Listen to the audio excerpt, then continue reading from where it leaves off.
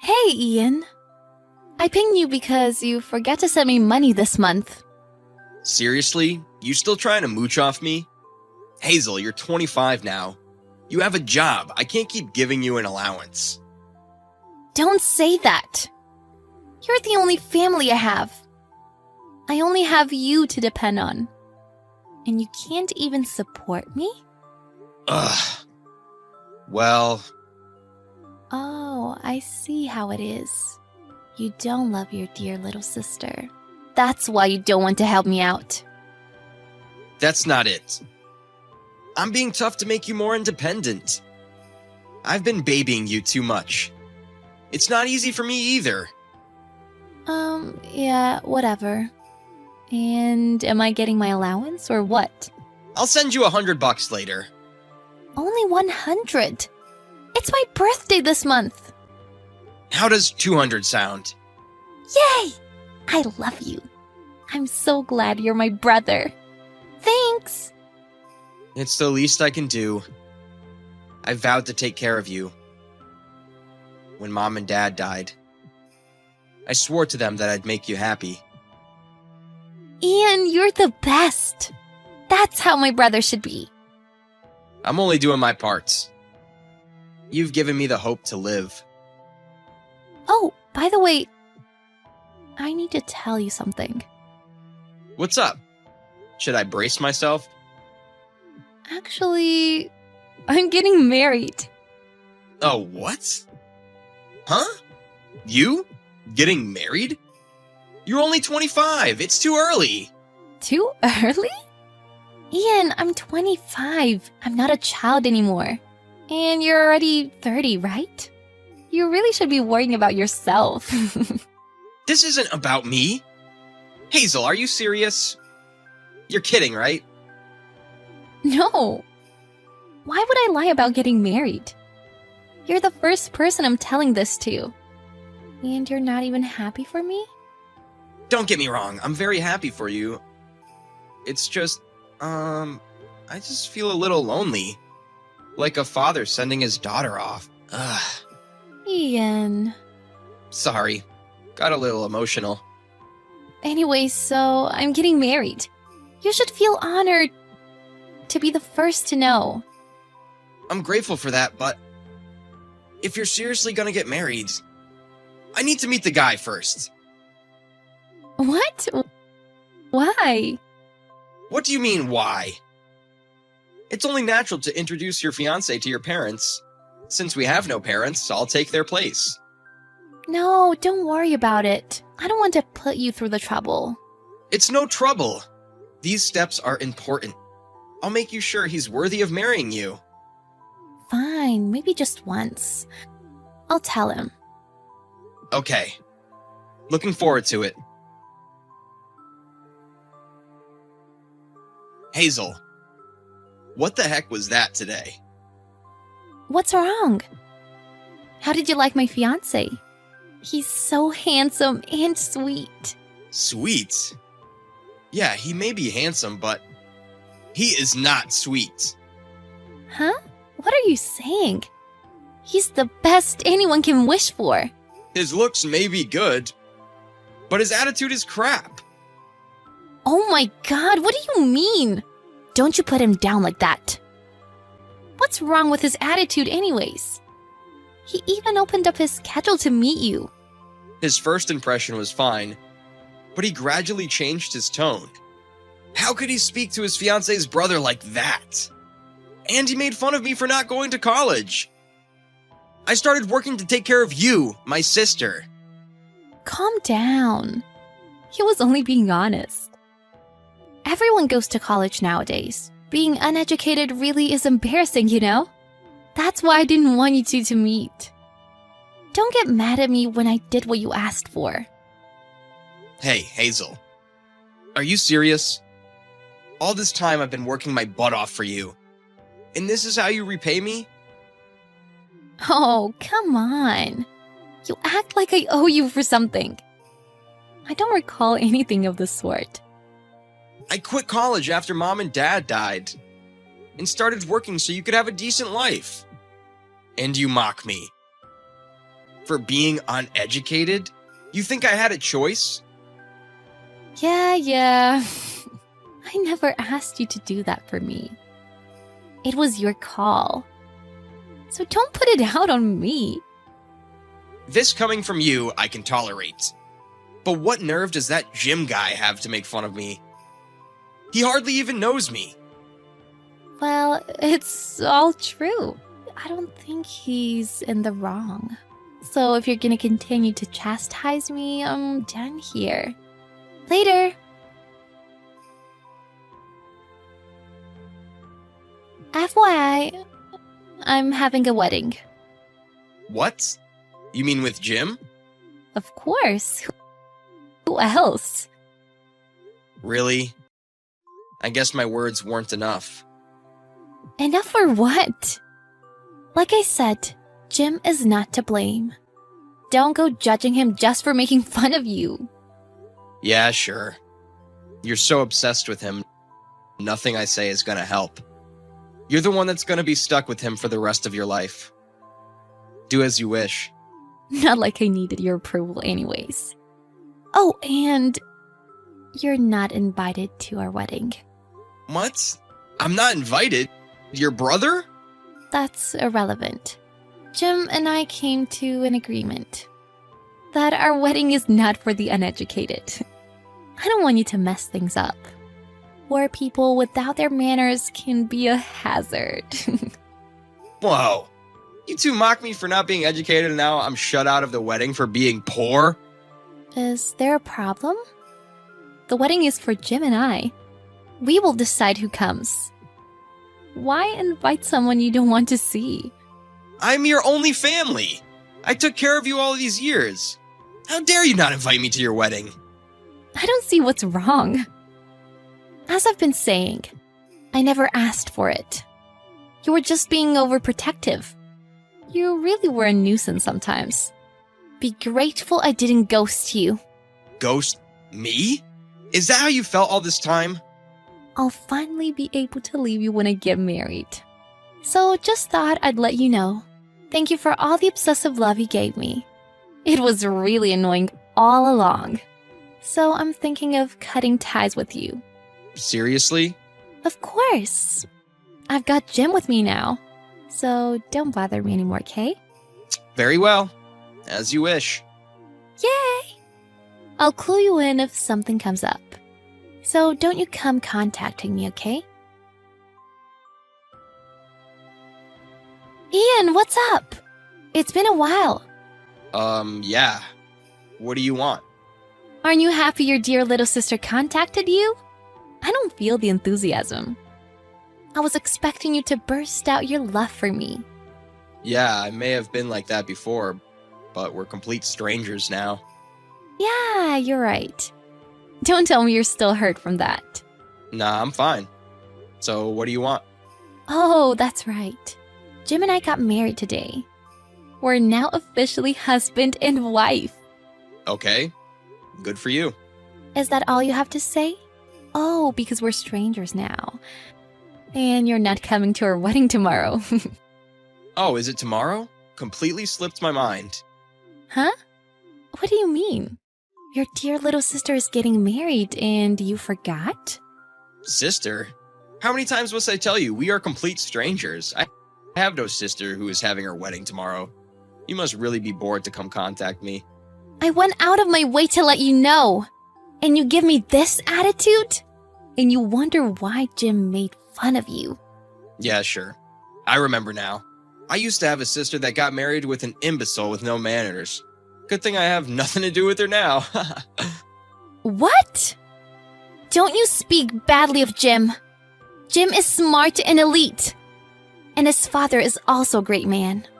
An uneducated commoner like you wouldn't know. And I just joined their ranks today. So I'm in a different class from you now. It's only natural to cut ties. Yeah, cool. Sounds good to me. I'm happy with cutting ties with you. Best not get involved with each other anymore. You're being so lighthearted. How boring. I was expecting you to start crying again. Sorry to let you down. You're not of interest to me anymore. Okay, whatever. I'll at least send you pics. And don't forget to send me a wedding gift, okay? Later! Ian!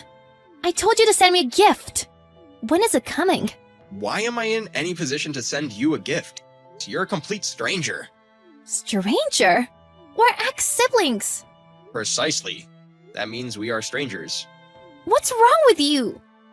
Ruining my mood on my wedding day! Damn party pooper. You done? I'm not bored enough to listen to a stranger ramble. Enough with the stranger. You used to be so obsessed with me. Don't be so drastic. Is it that big of a deal that you weren't invited? Put yourself in my shoes of having to introduce an uneducated brother to my parents-in-law.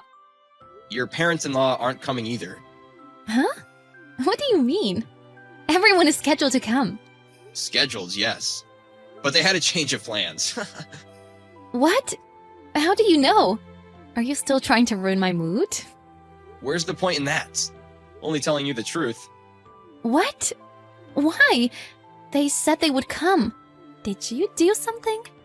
Well, I just recently found out that I'm acquainted with Jim's father. Huh? You and his father? That can't be. I was surprised too. He's a client of mine.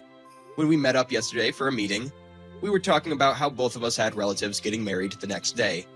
And we eventually realized we were talking about the same people. You must be kidding me. How can that be? He was excited about seeing me at the wedding, and I told him I wasn't invited. He asked me why, so I told him everything. About being mocked by Jim for my educational background. Jim's father got infuriated. He decided on the spot that he wasn't going to the wedding. I'm actually heading over now to have lunch with him. Oh my god, what? Why are you two getting all close? If Jim found out that his father's not coming because of you, I'm in for it. Well, it's not just your fault. Jim is as much to blame, so lighten up. What do you mean lighten up? The wedding is today! You need to persuade Jim's father. Otherwise he'll lose it. Sorry, it's time to meet up. I'll go enjoy my meal. You go and enjoy your wedding. Hazel continued to ping me after that, so I just blocked her. While I was out enjoying lunch with Jim's father, Jim was having a rampage at his wedding. Jim ended up getting disowned by his parents. So Jim and Hazel were off to a terrible start with their marriage, already having talks of divorce. Melissa, have you finished your health check yet? Are there any results? I've been anxiously worrying about you all day, unable to concentrate on work. I've checked everything. I have the results, but I don't really want to discuss it right now. I need some time to compose myself. Why are you shutting me out? Are the results not good? Just tell me, and we'll face it together. Well, I have breast cancer. And they said it's an advanced stage, spreading rapidly. The doctor insisted on immediate hospitalization because it's becoming dangerously life-threatening. Oh my god. How advanced is it? How far has it spread? Can we treat it right away? Will you be okay if you undergo surgery now?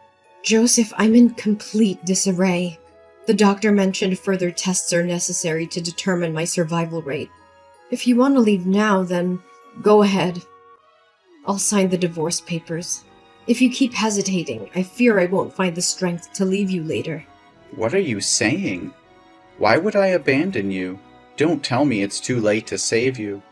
No, there's still a chance for me, but the treatment could be prolonged and incredibly exhausting, possibly lasting several years with substantial financial costs.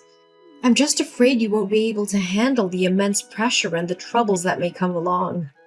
No, sweetheart, don't think so poorly of me. Haven't the past 2 years of love and 1 year of marriage shown you my commitment? I accept it all, and I'll stand by your side no matter what happens. So let's face this together, openly. Joseph, thank you. Well, here it is. It appears the cancer is even more advanced than I thought. Preserving breast tissue might be challenging. The doctor mentioned a mastectomy, chemotherapy, and radiotherapy is necessary for my survival, which means I won't be the same as before. Honey, I'm not an expert, so I'll scour the internet for more information.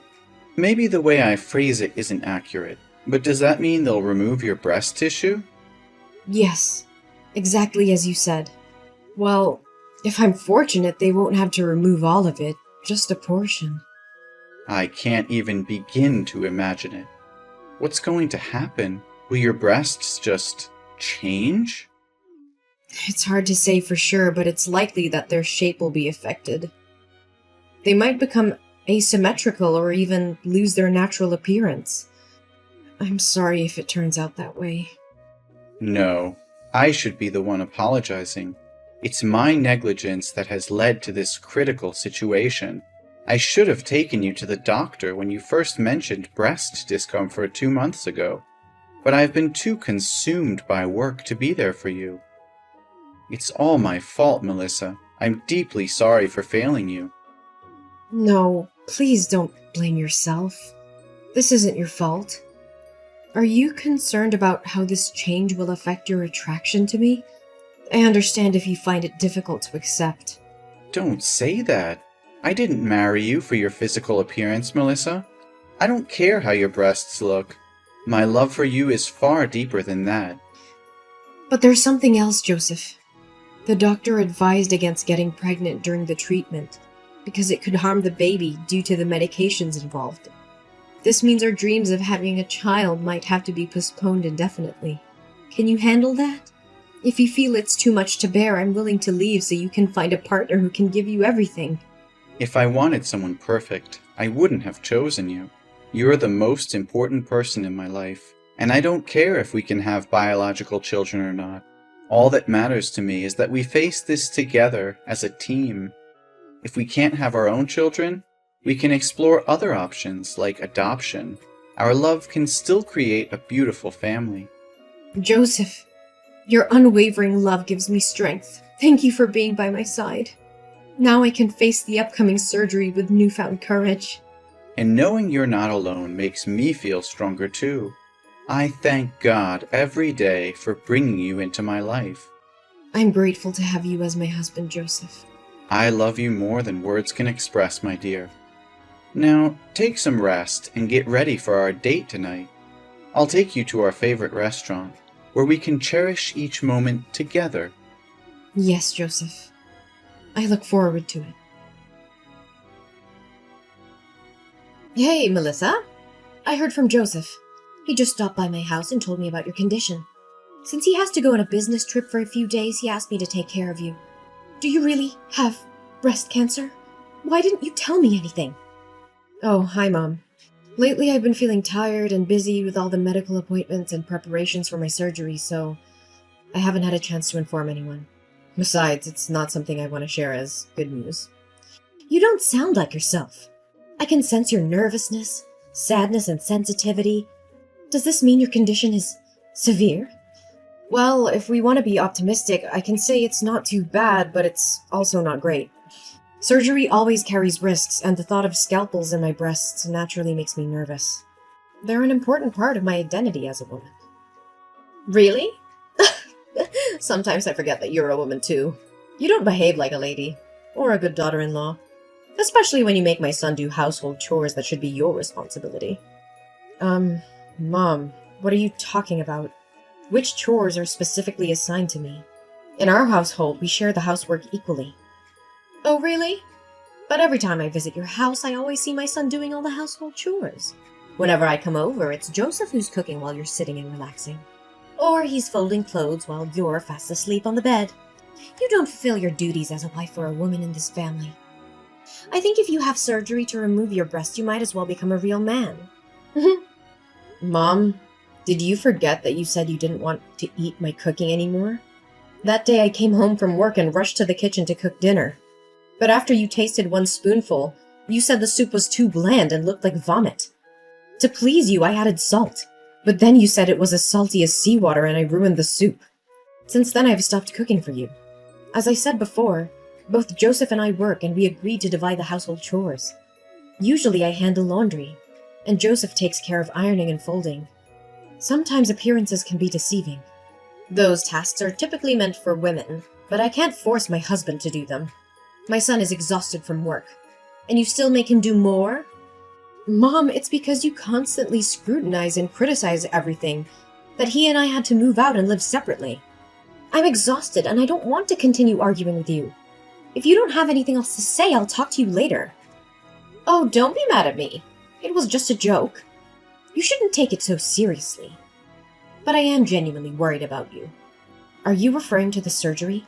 The doctor has assessed my condition, and the success rate is quite high, so there won't be any major risks to my health. I'll be fine. However, after the surgery, I'll still need to take antibiotics and have regular injections, just to minimize the risk of cancer reoccurring. No, it's not about the surgery. I'm worried about your marriage with my son. You don't have to worry about us, Natalie. Our relationship is still strong, and Joseph loves me unconditionally. There's no reason for your concern. That's what I've always feared. My foolish child. Always thinking of others before himself. Shouldn't he be looking for someone else? Someone without all these complications? Mom, I don't appreciate any of these jokes at all. Joseph has made it clear that my appearance or any physical changes won't affect his love for me. Oh, come on. You know Joseph is just being kind. What about when reality hits? After the surgery with your changed appearance, it won't be as appealing, even though I never found you attractive to begin with.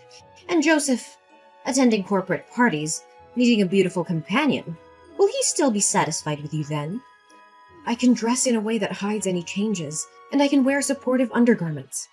It's not something that will be obvious to others. Only you and Joseph know about it. Aren't you afraid he'll get tired of you and eventually seek someone else? You'll end up even more miserable and desperate when that happens. Maybe you should consider divorcing Joseph preemptively.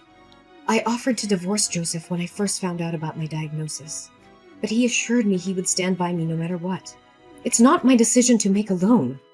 Besides, beauty is subjective, and Joseph sees beyond physical appearances. You're always so argumentative, Melissa. That's why I say you lack femininity. And what about children? After the surgery, you won't be able to have children anymore. Joseph has always wanted a child. Do you have the heart to make him so sad? The inability to conceive is temporary during the treatment. We have discussed it, and Joseph is willing to wait. We have even considered adoption as an option to fulfill our desire for a family. No! I absolutely disagree with that. Adoption? I never approved of such a thing.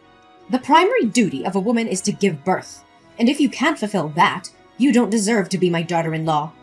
And how many more years will you make me wait for a grandchild? I'm over 60. I don't want to wait any longer. This is not something you can dictate, Natalie. Your reasons for happiness are ridiculous. What is it you really want to say? You are an insufferable daughter-in-law. Don't you understand that you should respect your mother-in-law? Fine. Let's be direct then. I want you to divorce Joseph.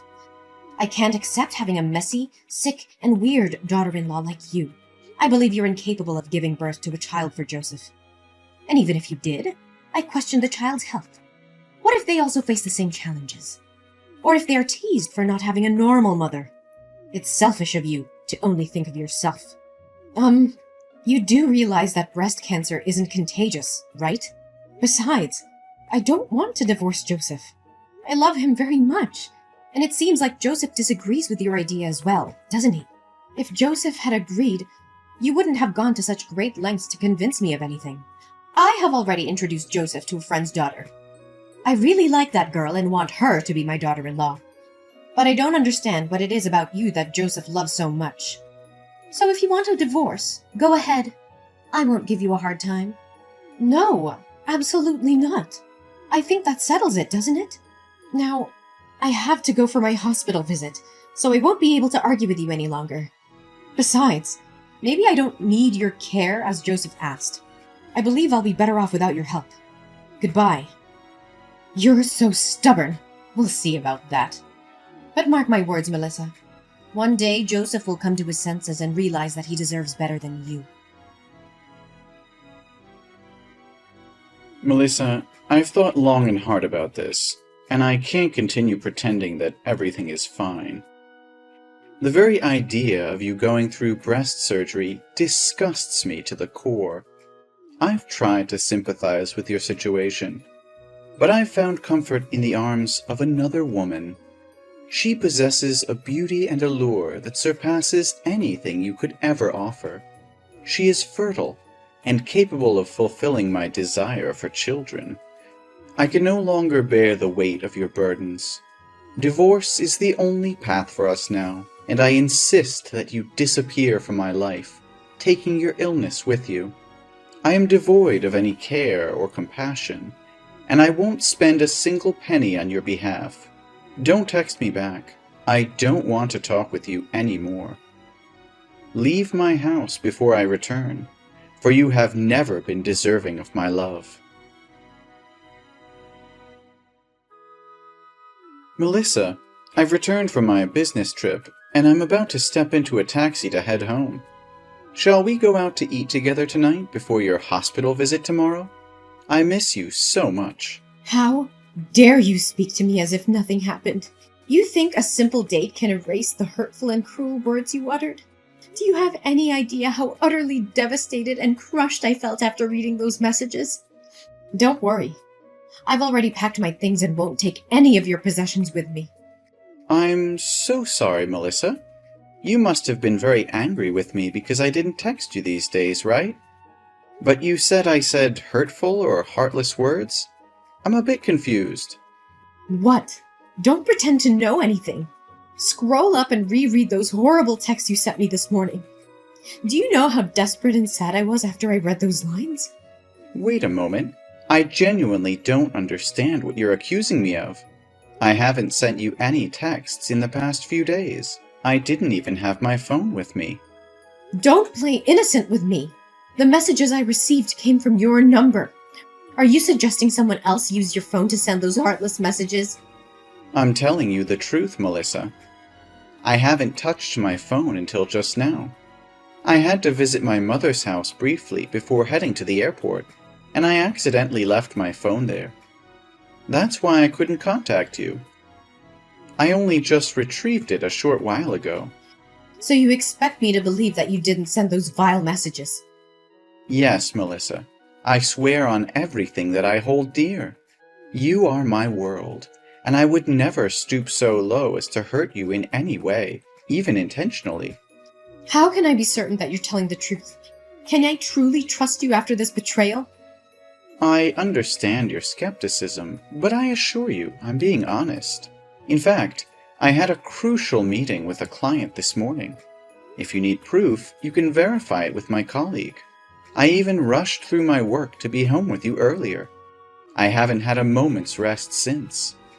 All right, Joseph. I believe you. I'm sorry for jumping to conclusions earlier. No, I understand why you thought that way. It's understandable since it came from my phone number. But who would do such a thing to make you misunderstand me? Is it possible that someone hacked into my phone just to play this cruel joke on you, knowing about your battle with breast cancer? Hold on a moment. I think I may have an idea who could be behind this. When I initially read the messages, I was overwhelmed with sadness and disappointment, and I didn't take the time to analyze the situation carefully. However, upon rereading them, I noticed some suspicious clues. What? Do you have a suspect in mind? Please tell me. It's all speculative at this point, and nothing is certain. But maybe the truth won't be easy for you. I don't get it. What do you mean? We'll discuss this in more detail once you're home.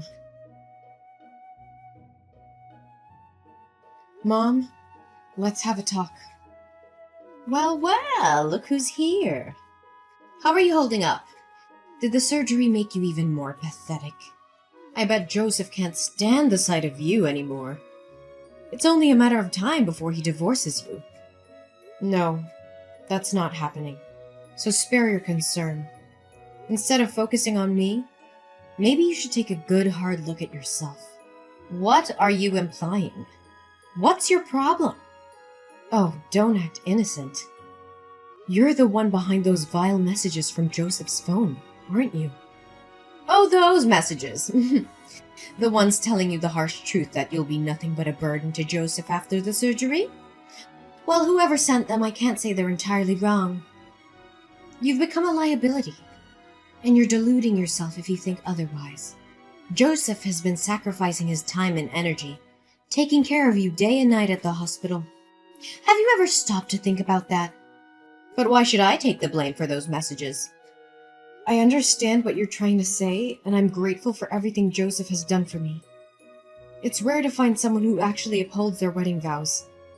But let's get back to the point.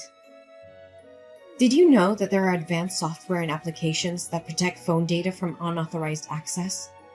What does that have to do with anything? Why are we talking about this now?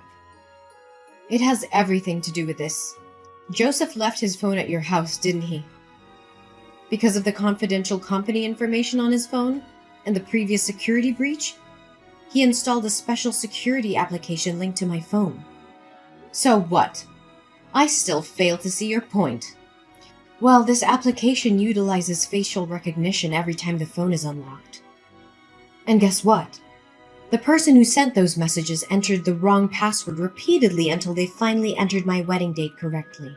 As a result, the application captured a photo of that person.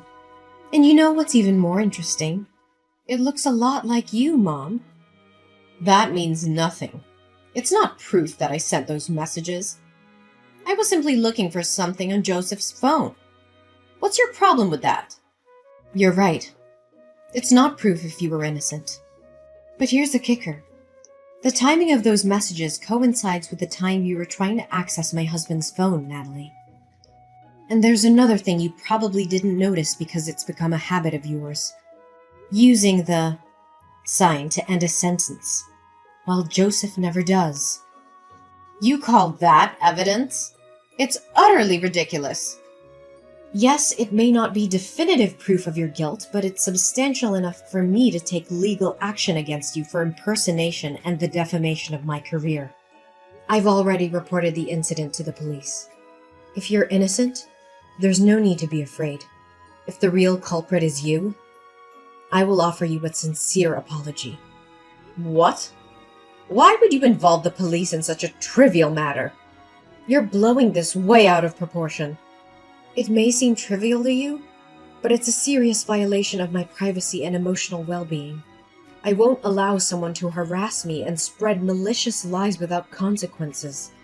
This isn't just about the messages. It's about the betrayal and the intent behind them. I won't tolerate such behavior from anyone, not even family. I can't believe you would go to such lengths over a misunderstanding. You're being unreasonable and exaggerating the situation. We're a family, Melissa. We should be able to resolve our issues without involving the police. Are you suggesting we handle this matter within the family? Do you admit that the culprit is someone within our own home? Is it Jason? Should I confront my father-in-law about this when he visits me at the hospital? What? Is Jason there? No, you can't tell him. I'm sorry, but it's too late for that. I've already exposed your actions. I told them everything. And you know what? Jason is disgusted by your cruelty and heartlessness. He wants a divorce, Natalie. He no longer wants anything to do with you. And Joseph decided to cut ties with you too. We're no longer a family. Melissa, please, I beg you to help me. I can't bear the thought of losing Joseph and Jason. They're my world, my everything. I'll do whatever it takes to make things right. I'll grovel. I'll beg. I'll do whatever they want. Just please convince them to forgive me. I can't live without them. Natalie, your actions have caused immense pain and shattered the trust that Joseph and Jason had in you. Rebuilding that trust will not be easy, if it is even possible. You must understand the gravity of what you've done. It'll take more than empty promises and desperate pleas to mend the bonds that have been broken. I will do whatever it takes, Melissa. I'll prove to them that I've changed, that I'm no longer the person who inflicted such pain upon you. Please, I'm begging you, give me this opportunity to make things right. I can't bear the thought of losing my family forever. It's ironic, isn't it? You don't want to lose your own family, yet you are willing to destroy mine. Begging me in vain won't change the fact that you have to face the consequences of your actions. So instead of staying there, begging for forgiveness, I suggest you prepare yourself for the legal proceedings ahead. You'll have to answer for both insulting me and seeking a divorce from Jason. My determination to seek justice prevailed as the legal proceedings unfolded. The court recognized the gravity of Natalie's actions and the immense damage she had caused. Natalie was ordered to pay substantial compensation for her deceitful behavior, a financial burden that would weigh heavily on her for years to come.